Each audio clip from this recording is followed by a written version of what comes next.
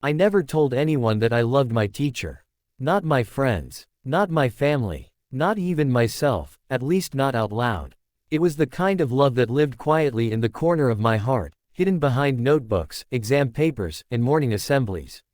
It was innocent, unspoken, and deeply respectful.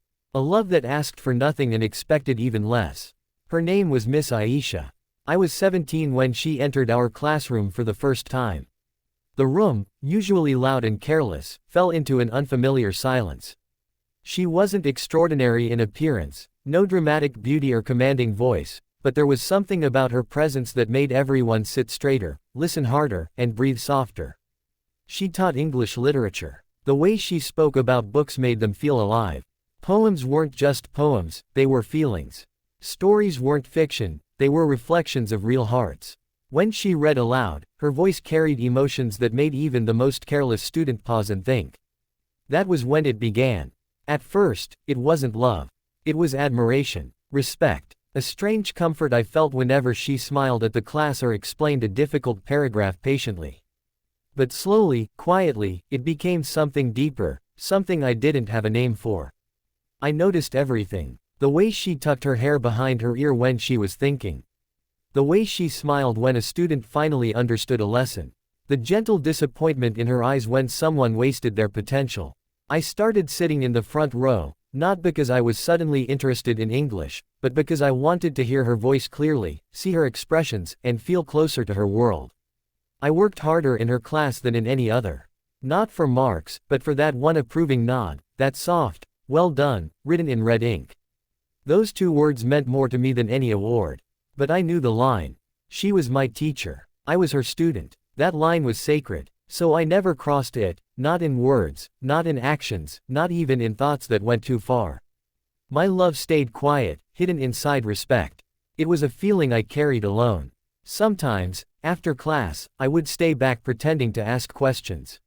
She always answered kindly, never rushed, never made me feel small.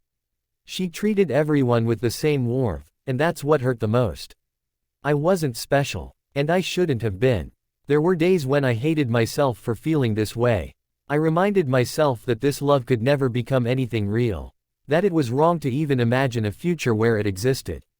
But the heart doesn't always listen to reason.